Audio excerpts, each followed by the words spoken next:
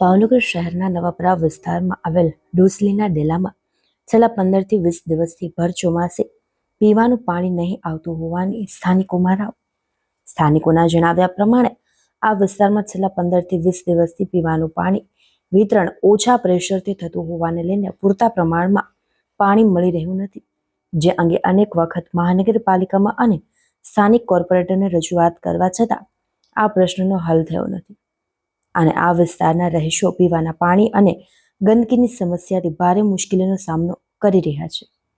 આ સમસ્યાનો તાત્કાલિક ઉકેલ કરવામાં આવે અને રહીશોને પૂરતા પ્રમાણમાં પીવાનું પાણી મળી રહે અને આ વિસ્તારમાં યોગ્ય રીતે સફાઈ કામ કરવામાં આવે તેવું સ્થાનિકો ઈચ્છી રહ્યા છે। હું નવાપરા ડોસલીના નેરામાં રહું છું।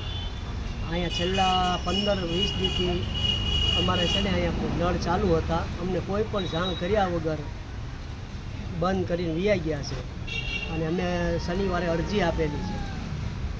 તમારો પ્રશ્ન શું છે?